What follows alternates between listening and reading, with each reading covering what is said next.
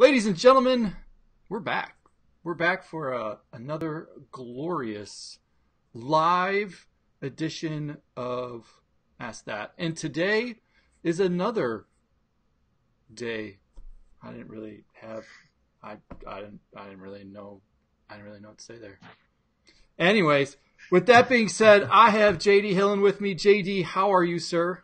Oh, doing great, Clark. How you doing? Yeah, I just gave you the best intro ever. It was definitely stellar, man. Yeah, super fantastic. Well, thank you for coming. And today we've got a fun little conversation we're about to have. But before we get there, why don't you give a quick introduction of who you are? All right. So like you said, my name is JD Hillen. I'm a interactive and front-end developer at a company in Kansas City called Dimensional Innovations. I've bounced around from advertising, marketing firms, worked in the craft beer industry for a couple of years. Just a developer, nerd, music nerd, just nerd. So God bless. That's what we're all about. You're one of those designer developer dudes. They're like unicorns in the mist. So yeah, I just want everybody to see what one looks like.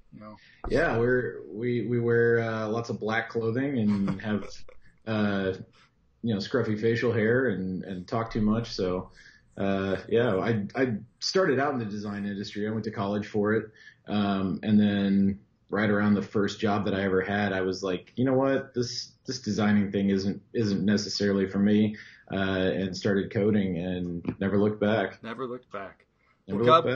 God bless. And we've had a lot of designers on, which has been fantastic. But you and I aren't going to talk about design, are we? I'd rather not. No, we're not. But we can. No, we're not going to talk about that at all. So we're going to talk about some personal failures and just kind of overcoming that.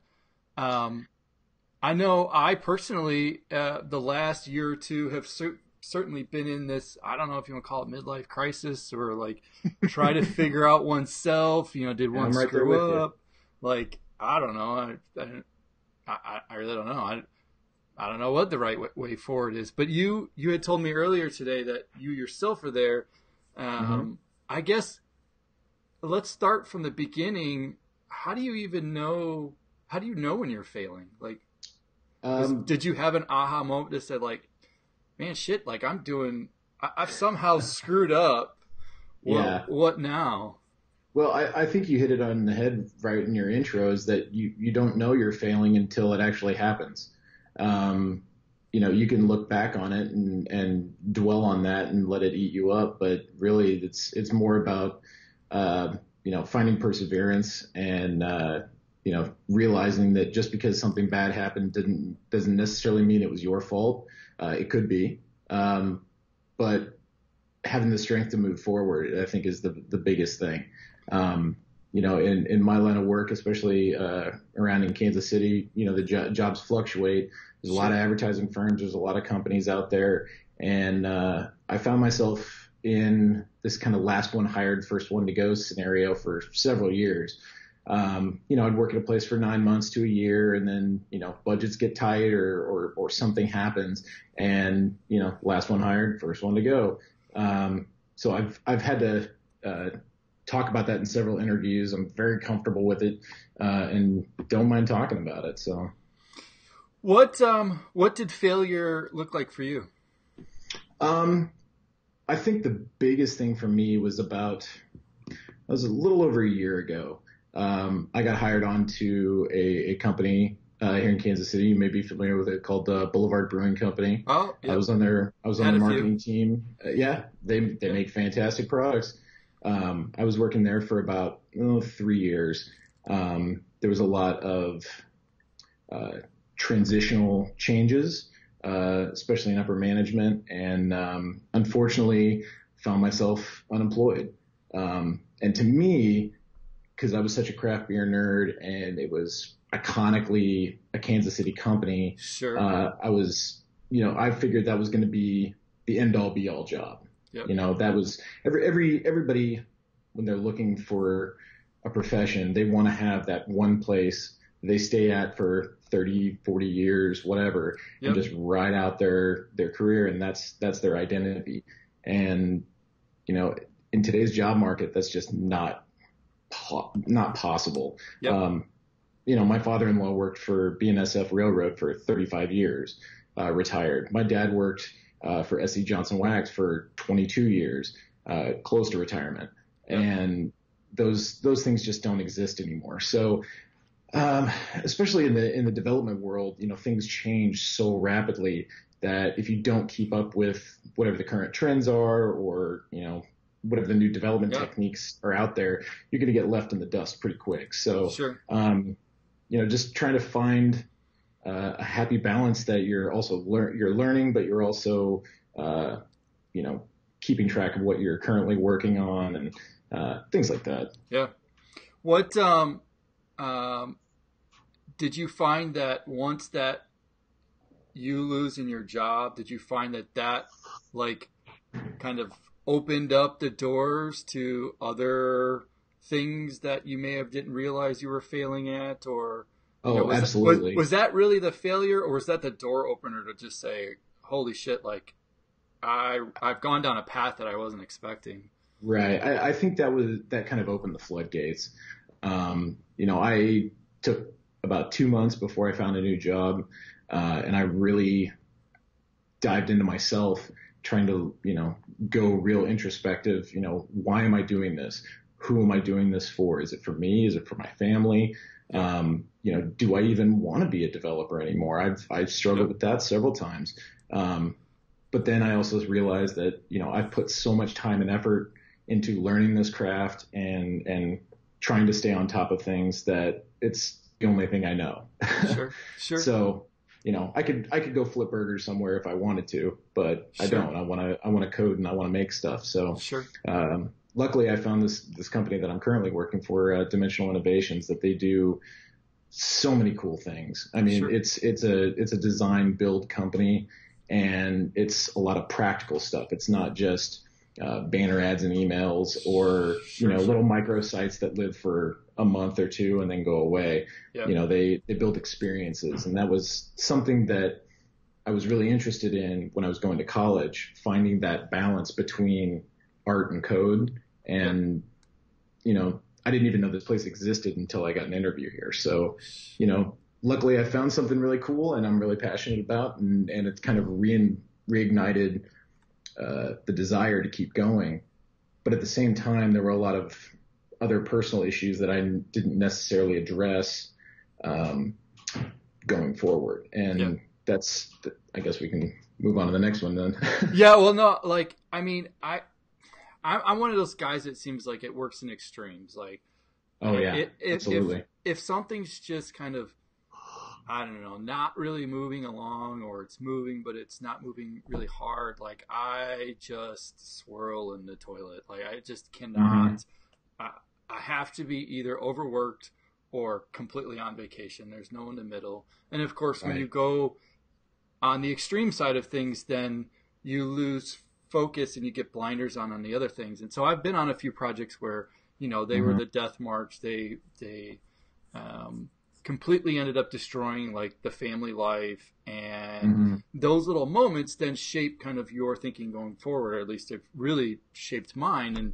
And my family has been a huge piece of that, to say like, look, you can't see it, you're falling off the rails, you gotta stop and kind of course correct. And each of those like course corrections have been a thing until I got a couple years ago and said, oh, what the hell am I doing? Like, this is, I got to get back to like my true self of who I am and the things I do. And that has like opened this floodgate of like, how do you plan your day? And like, is this, are you really your most passionate at this thing that you say you are? Just because you can do it, does it really mean you should do it? Like, do you want to be the director, or do you want to be the product manager, or do you want to be the developer? Like, what is that you really want to do? And I've really struggled with like answering that question, or even finding a technique or a way to say like, all right, like give yourself permission to say, shit, I don't want to do this anymore. Or this isn't the right place for me. Or, hey, it's cool. Career changed. Don't care. Move on to the next thing. Like I got another 60 years to go. I'd say the biggest proponent of that in my life is my wife. She knows me in and out. She knows exactly what I'm thinking. And, I'll come home from a day and she'll be like, so how was your day? And I'm like, it was all right. And she'll know immediately, like, I'm lying to her about it. Yep. Something else happened. She wants to know what's going on. So, at least I have something like that in my life that I can count on. Sure. But you're exactly right. Everybody gets in these ruts, especially on a project that lasts, for 3, 4, 5 months. I've never been an enterprise developer working on a big piece of software that gets, iterative rollouts. But for me personally, I couldn't imagine working on something like that because you're just slogging through, changes and Jira tags and things like that. So, for me, I enjoy the short-term projects, and it's always most exciting at the very beginning. You're like, oh, what can I work on now? What can I work on today? And then, that slump kicks in. So a lot of the things that I do have to do with a little bit of discipline, and I suck at discipline. I'm terrible at it. Saying I'm going to do something every day. It's like that Jim Gaffigan joke. He's like, well, I'm going to work out every day. And then the next day comes, he's like, well, not every day. That's me. Well, I'll start today. Today's the day I start. Exactly. Yeah. So, I come up with, I do a lot of research on productivity, on, what makes people tick. One of my favorite, posts is from this website, on Lifehacker. They have a session, it's called This Is How I Work. And they interview, like CEOs and people that run companies, and it's a formed list of how they work, what computers they use, what techniques they do, and it's a quick read, and it's really entertaining, and I learn. And you think these people that run these big companies, like, oh man, they're so disciplined. They use this, and no, they use the same apps we do. They use the same techniques that everybody else does. So it's nice to hear that sometimes. So let's talk about some of them. What are some of your favorite techniques, apps? And let's compare notes. Maybe I'll learn a thing or two. Yeah. I tell you, the big thing for me was Trello back in the day. Yeah. I haven't used it as much because I found another site called Maestro. The old designer in me just likes the way it looks a little better. Sure. But it's the same concept. It's a Kanban system, with cards. And so I use that pretty heavily. So I rely on lists. If it's not on the list, doesn't get done. And sometimes even the things on the list doesn't get done. Sure. So what do you, before you go too much further, like what are you putting in Maestro then? Like what does a Maestro setup for JD look like? Okay, so actually I've got it pulled up here. The very first thing I have is my 1-3-5 list, which is a get things done approach that in any given day you can get 1 major thing done, 3 medium things done, and 5 small things done. Sure. So what I try to do every day is I come in the office, grab a cup of coffee, and I fill out my 1-3-5 list. So each card has, those things on there. Now that could be, respond to this email or, work on this section of the app. So that's the first board that I have. The second. Yeah, I was gonna say, can you quantify like what one is? Is that a multi-hour event, or is that in terms of importance? Is it effort or importance? For me, it's effort. Okay. But I guess it could be by order of importance as well. Sure. Typically I'll do like the 3-4 hour, binge thing that I need to get done. That's the big thing to get done that day. Okay.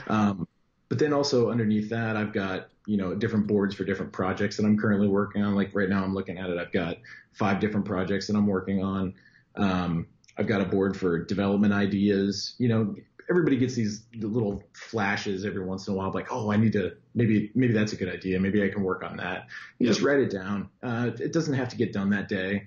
But it's, on the list so you can kind of revisit it later. I have a writings, board where I come up with ideas. I'm not a blogger currently. I'm hoping to change that in the new year. Sure. And basically if you think it needs to be written down, write it down. Sure. And I just use that app specific Maestro task to kind of organize those thoughts. I use Evernote. Evernote's kind of my second brain. If I find an article or, some kind of tutorial, Yep. I'll always log it in there. And that's mostly for work stuff. One Password. You mean Evernote's just for work stuff, or both together sometimes. just for work stuff? No, they kind of bleed into each other a little bit. But primarily I try to keep the work stuff in there. Then on the family side of things, I use an app called Wunderlist, which is a great list sharing app. That my wife and I use that for groceries or hey, I need you to pick this up. Anytime we go to the store, there's a list on there. You just pick it up, whatever's on the list.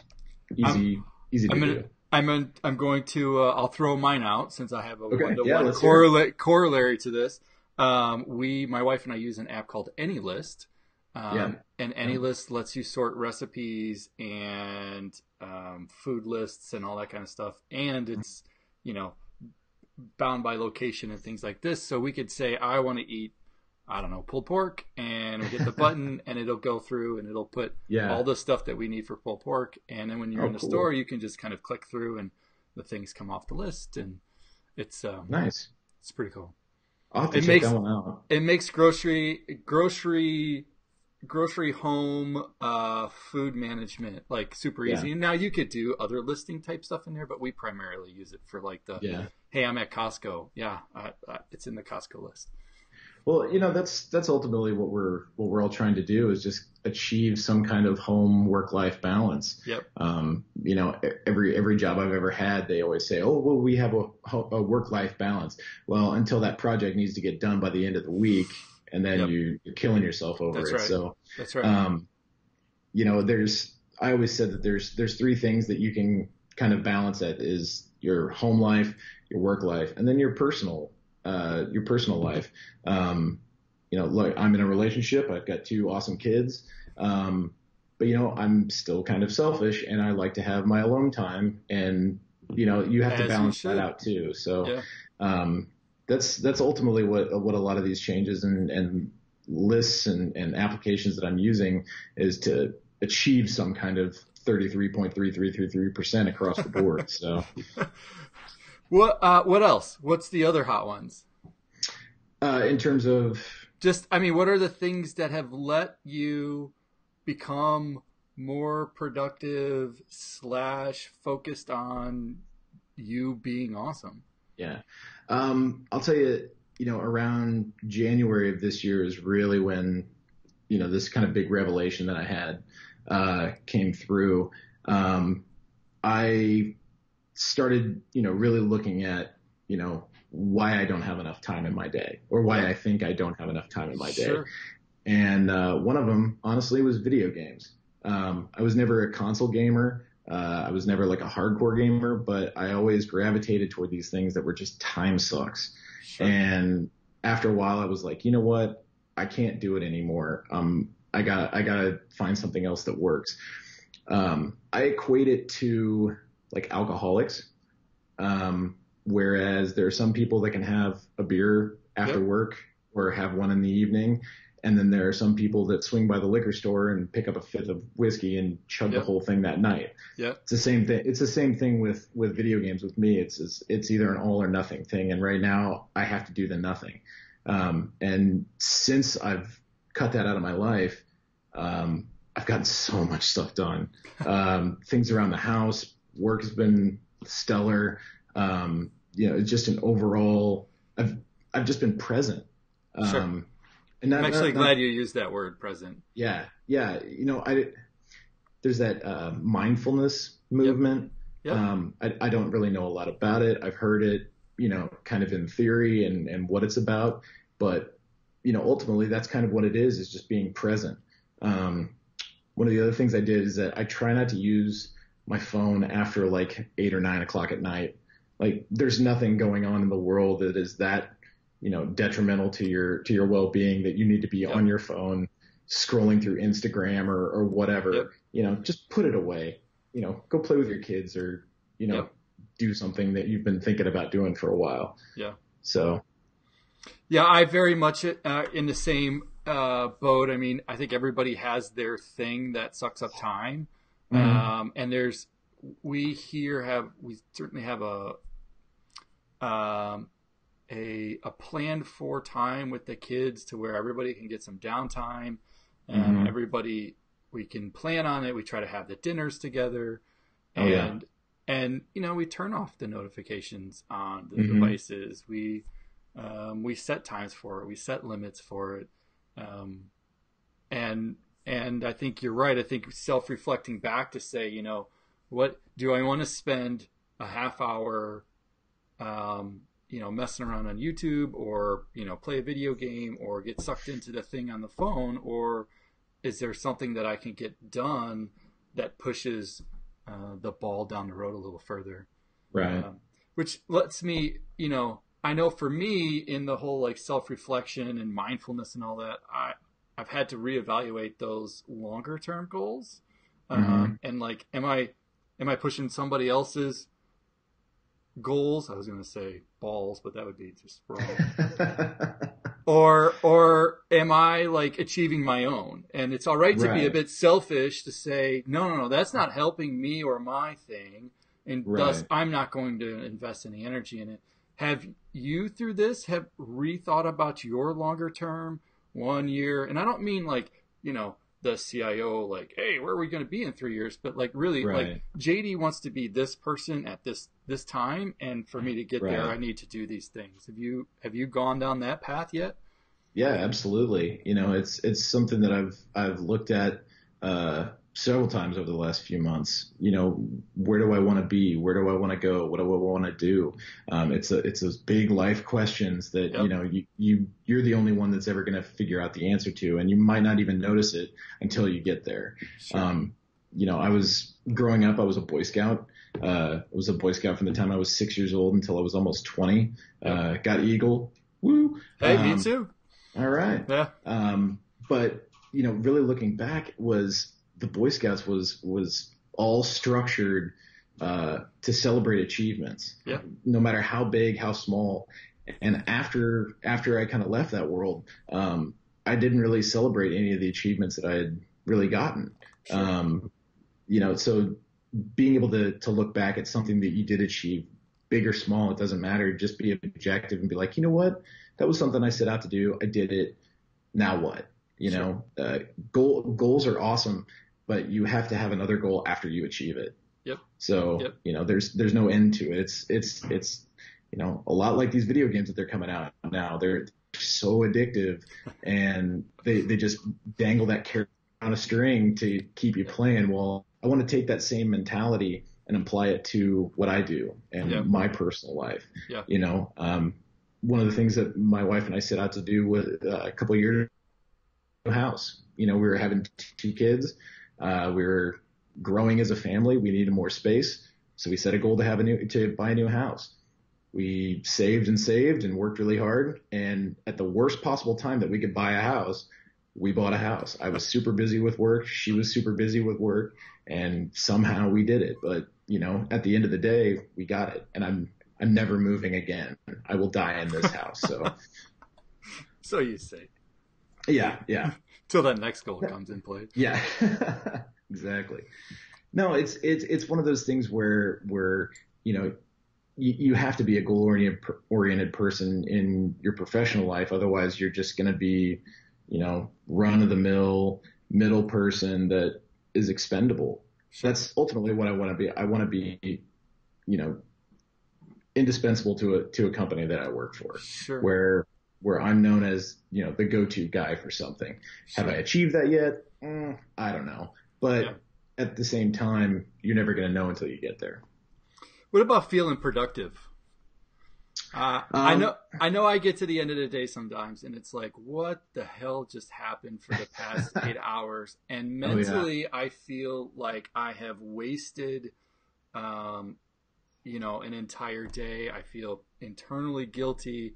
I mean, the whole thing just kind of goes off the rails. Right. How do you feel productive? How do you feel like you've done a good day? Right. Like I said, one of those things is that all the lists that I have that I keep, there's nothing more satisfying than clicking completed on one of those tasks or marking something off on a list. That's how I feel productive. If I don't though, I'll go home and do something around the house, even if it's, do the dishes. I know if my wife's watching this, she's gonna be like, he doesn't do the dishes, but if I'll do it once, I'll feel better. Or, I've got something in the back of my mind that I've been thinking about all day that I haven't done. You just gotta do it. Sure. That's part of the ways that I feel productive. And as long as I can feel like I did 1% better than what I did the previous day, then it's all for the best. Sure. And in the development world too, like you're not going to bust out an enterprise application in a day, 2 days. Oh, they think so. Well, the internet's magic, isn't it? You just push a button and it's done. That's right. Yep. So, create React app and your business is done. It's done. You don't have to do anything. Exactly. So, things like development have taught me patience in terms of achieving that, something can be done very quickly, but it may not be exactly what you thought it was going to be. Sure. Yep. So that's ultimately how I feel productive. As long as I can go to bed and not wake up in the middle of the night, like in a panic because I don't have something done. I mean, I still do that anyway. Yep.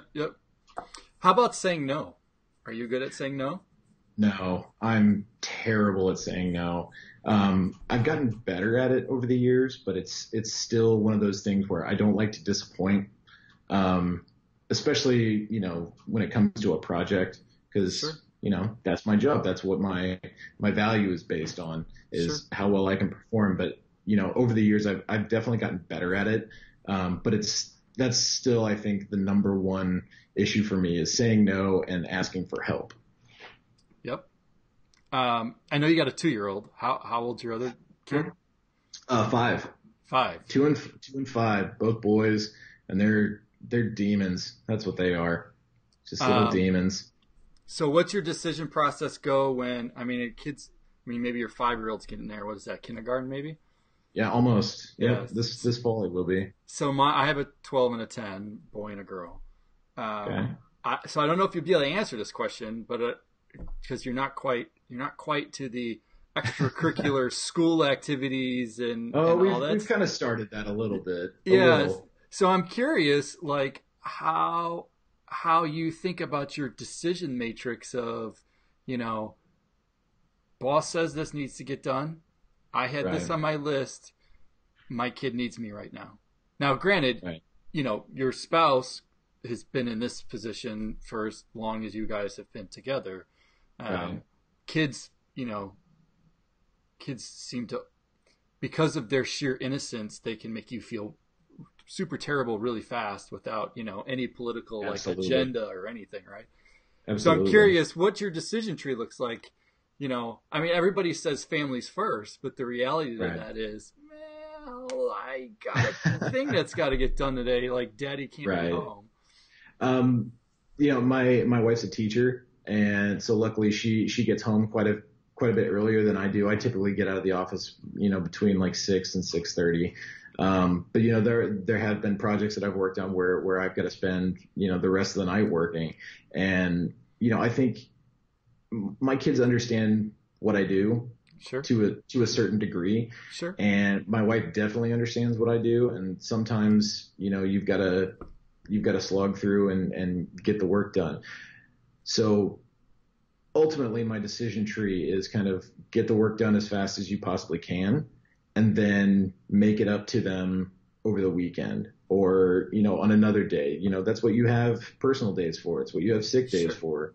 But you've got to balance that ledger. Because if you go too hard on one side and just work all the time and ignore your personal life, then like I was saying earlier, that 3-tiered balance gets out of whack. And that's when, you start doubting yourself in your job, doubting yourself in your profession, Yep. Doubting your home life. I mean, it's a constant balance. Yeah. I'll give Constant you juggling act, really. I'll give you the Clarksell short version of my decision tree criteria, Yeah, and it basically goes: there are things you can do one time, anytime, and there are things you can do one time and only one time. And absolutely. anytime those things come up, I ask myself, is this something that I'll be able to do again? And if I Right. can, then we adjust the priority based upon it. But if it's not something That's a that I good. can do again, then sorry, it becomes the overriding factor, and we'll get back to your project or whatever another day. Yeah, I remember several years ago, I was working on a project, and a designer and a developer, a couple steps before my part of the project, either drug their ass or didn't do everything they needed to do. And I was sitting at my parents-in-law's kitchen table coding on Super Bowl Sunday while the Green Bay Packers were in the Super Bowl, and they're all cheeseheads. So, and I'm completely ignoring them just to get this web Yep. application out. And we dubbed that as an advertising emergency. Sure. And I've never experienced that ever again in my life. But that was one of those things, like you were just saying, that was something that was important to them. It was a family event, and I should have been present. I should have said no, Yeah. and especially when it wasn't my fault. So Yeah. Yeah. It's a hard. That's why I asked if you feel like you can say no, because yeah, there is a bit of personal conviction that happens with that. And on the other side of that, by not saying no, there is that opportunity where you end up disappointing regardless. Sometimes saying no is like, look, I don't have the capacity to do this. Like, I can either do this really well, right, or I can do this really half-ass, or both half-ass. You're just going to have to pick. I can't do it. Either find right, somebody else or delay it. And that's, being honest about it is hard, but that may be right. the best thing at the end of the day. But there's something also to that where you have personal stake in the project. Yep. So you're willing to go above and beyond just to make it perfect, make it function just the way you thought it would. Most recently I worked on a project here in Kansas City. It's a crew rowing gym, Okay. similar to like Orange Theory Fitness. I don't know if they have those up there with you, but it's like an interactive gym Okay. where we've got all these Raspberry Pis connected to rowers. Wow. They're recording data, they're sending graphics and playing video based on group collective speed and all this stuff. Sure. And there were a lot of hangups on launch. So I basically coded in a gym for about 3 weeks straight just to make sure that everything worked. But my wife was okay with it because she saw how invested I was in the project Sure. and how proud I was when it was all done. That really it was one of the most complicated things I had ever done. And, it was just one of those things where we took the hit on the personal side. And then afterwards we, went on vacation for a couple days. So, I think it's more about being just present and recognizing where the faults are. Sure. And how you can also make that up without burning bridges with, other stakeholders. So. Yep. So you can actually say that at one point in your career, you just worked out all day long, just like I did. I was getting ripped. My back was killing me for like a week and a half because you'd have to test out all these rowers, just to make sure that everything was working properly. And yeah, I downed a whole bunch of Excedrin just to get me through the pain. So, all right. Well, before we end, at the end of every one of these, I like to extend a bit of gratitude and acknowledge you. I'd like to just first start by saying thank you for coming on this, and really thank you for sharing, the past 30 minutes. I think it's super hard to not only just look internally, but then to outwardly tell somebody else, like, this is where I was, this is kind of where and how I felt, and these are some of the things that I've done. And so with that being said, thank you for sharing.